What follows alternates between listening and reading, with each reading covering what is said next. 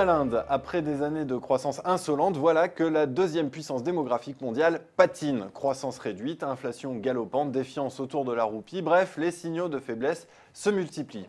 Alors est-ce un simple trou d'air ou alors ce ralentissement est-il plutôt d'ordre structurel et que faut-il attendre du nouveau gouvernement issu du scrutin législatif 2014? Pour répondre à ces questions, je reçois Jean-Joseph Boileau, cofondateur d'EuroIndia Economic et Business Group et économiste spécialiste de l'Inde. Bonjour Jean-Joseph Boileau. Bonjour, oui, ce n'est pas facile à prononcer. Ce n'est pas facile à prononcer. Alors, je rappelle également que vous êtes l'auteur de L'Inde pour les nuls, dans la fameuse collection Pour les nuls, un livre dans lequel il est question de l'Inde en général, un petit peu d'économie, et c'est sur cette partie économique que nous allons nous focaliser aujourd'hui.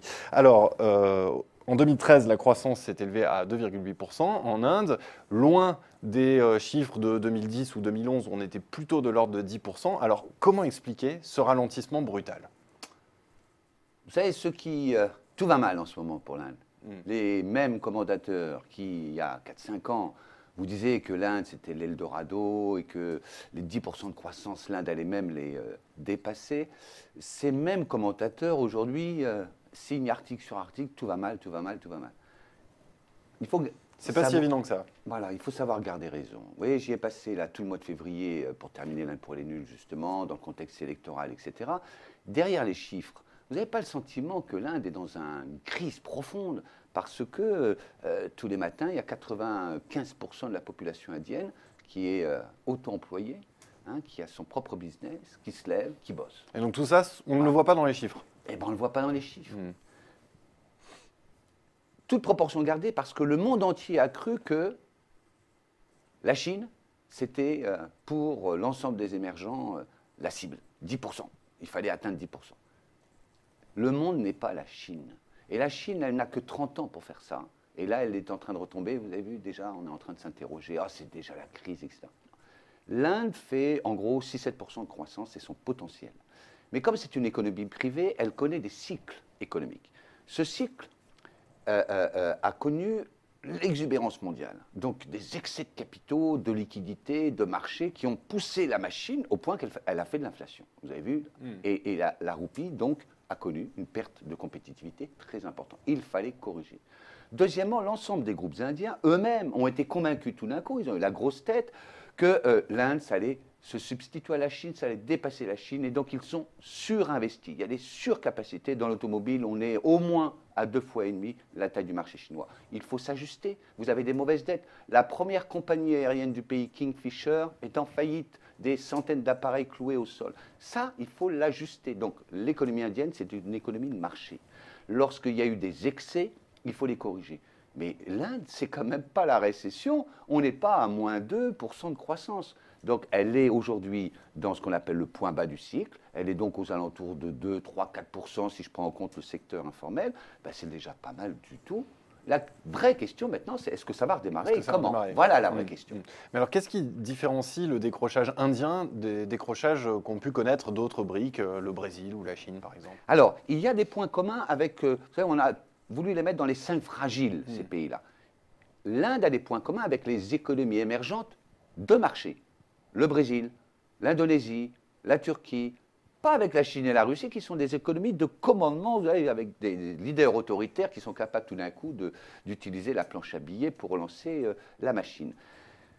3 caractéristiques de ce trou d'air, non, de cet ajustement. 1, le déficit de la balance courante. On le retrouve dans tous ces pays émergents. 2, la surévaluation de la monnaie, donc il fallait ajuster la roupie, elle s'est ajustée en juin-juillet dernier.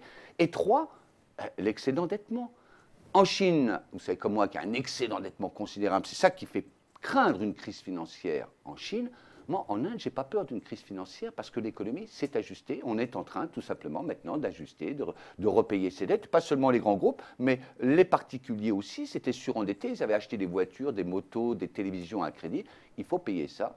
Ben, maintenant, on arrête de consommer, d'où effectivement cette chute de la croissance. Alors, l'une des caractéristiques, l'une des faiblesses caractéristiques de l'Inde, et ce depuis quelques années, même historique quasiment, on pourrait le dire, c'est qu'elle n'arrive pas à s'industrialiser. L'industrie ne compte que pour 25% dans son PIB. Alors, pourquoi est-ce qu'elle n'arrive pas à attirer les investissements étrangers, contrairement à la Chine, malgré la compétitivité coût de sa main-d'œuvre? C'est une très bonne question parce que là encore, c'est le syndrome chinois qui joue inconsciemment On dans la tête analyse des tout gens. au travers du prisme chinois. Eh oui, les gens voudraient en gros que l'Inde, ça soit la Chine économiquement, et ils voudraient que la Chine, ça soit l'Inde démocratiquement, politiquement. Ben, on ne peut pas. Voilà, on ne peut pas avoir le beurre, l'argent du beurre. Donc il faut comprendre ce que c'est que la spécificité du modèle indien.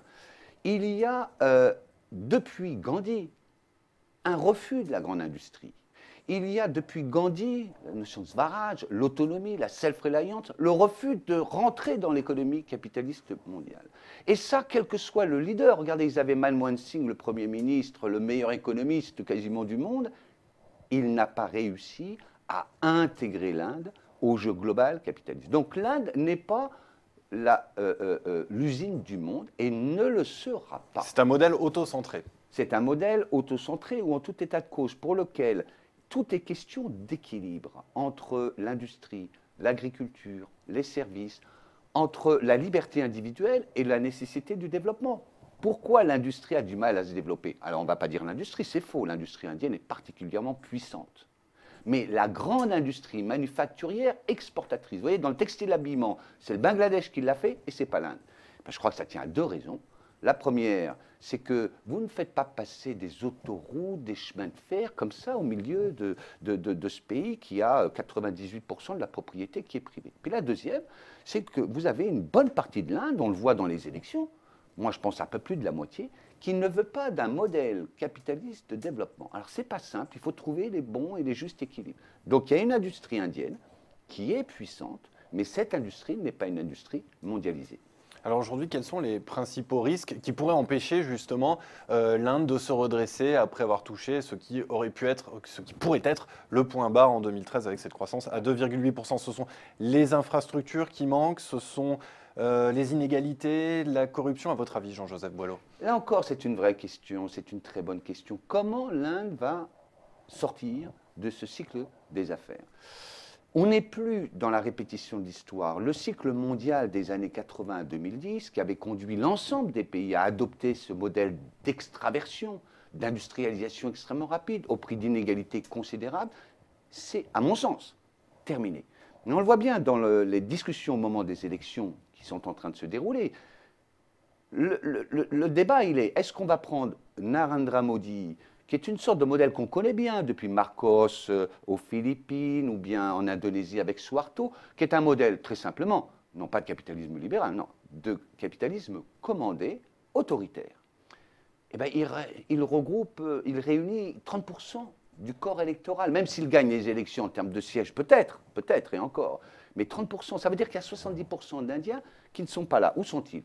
Un autre tiers se trouve dans la campagne extraordinaire lancée par le Aam Admi Party, suite à toutes ces manifestations contre la corruption. Qui fait campagne contre la corruption. Le viol des femmes, etc. Sur lequel Modi lui-même a été obligé de se positionner en disant la gouvernance. Pourquoi? Parce que le problème central de l'Inde, il est là, la gouvernance. Pourquoi? Parce que pendant plus de 30 ans, la gouvernance à l'indienne a été une gouvernance, après les années Nehru, hein, donc à partir de 1980, où le parti du Congrès, avec une parenthèse, le BJP, mais le parti du Congrès a été au centre du système de décision et la corruption s'est généralisée. Donc l'Inde ne peut redémarrer, premièrement, que si sa gouvernance s'améliore. Et je suis extrêmement content, et ça, c'est vis-à-vis de la Chine, c'est un point très fort de l'Inde. Au moins, on en parle, on n'enferme pas, comme en Chine, les gens corrompus. Et la deuxième condition pour que l'Inde redémarre, c'est qu'elle retrouve une unité autour de son modèle. Quel modèle économique l'Inde, dans la phase post-globalisation, va réussir à trouver? Là, on voit que les deux écoles sont très contradictoires entre le modèle autoritaire de Modi et le modèle tout à fait autonome, autogestion du Aam Admi Party. Est-ce que l'Inde va réussir à trouver un consensus? J'ai le sentiment que la campagne électorale est très, très violente, mais que dans la tête des Indiens, en gros, on est d'accord sur l'essentiel. On va redémarrer sur un modèle moins inégalitaire, un peu plus industriel et surtout une meilleure gouvernance. Et plus tourné vers l'extérieur? Non, du tout. Du tout. Mais vous avez un continent, imaginez, pour la France, ça se comprend aujourd'hui, la moitié de son économie est internationalisée.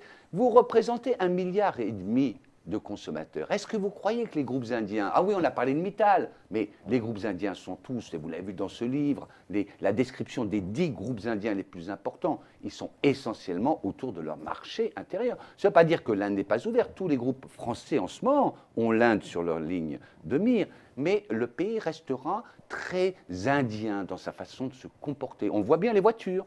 Ce sont des petites voitures, c'est pas la grosse Jaguar, il y en a, mais c'est rien du tout. Dernière question, Jean-Joseph Boileau. Je rappelais en introduction que l'Inde était la deuxième démographie mondiale, 1,3 milliard d'habitants. Finalement, cette démographie, c'est une force ou une faiblesse pour l'Inde? Écoutez, à mon sens, sur le moyen terme, c'est une extraordinaire force. On le voit là encore dans les élections où les jeunes, là, c'est eux qui vont faire les élections avec les femmes. Néanmoins, ça a été dans la phase de la globalisation qui a très peu créé d'emplois dans le monde entier, en Chine aussi. Ça a été une faiblesse parce qu'on a les jeunes générations qui arrivent sur le marché du travail. L'Inde devrait créer 1 million d'emplois par mois, ouais, par rapport à la France, leur défi. Et l'Inde n'en a créé que 150 000, 200 000 au mieux. Donc ça peut être une faiblesse. Ce qui me semble, c'est que le modèle indien que je décris dans l'Inde pour les nuls, c'est un modèle dans lequel on trouve les correctifs aux défis. Et je vois depuis une trentaine d'années où beaucoup de gens ne cessaient de dire « Oh, l'Inde, c'est pas intéressant, ça ne se développera pas », on voit l'éléphant s'appelle l'éléphant indien qui progressivement trouve son rythme. Donc je ne vois pas quelle est l'entreprise aujourd'hui qui, avec une masse qui est le 3e PIB du monde en parité de pouvoir d'achat, 3e, qui fait 5-6% de croissance, qui a le tiers de la main-d'œuvre mondiale de demain. L'Inde, c'est le tiers de la main-d'œuvre mondiale de demain, avec l'Afrique qui va faire aussi un tiers. Faire l'impasse sur un marché comme celui-là.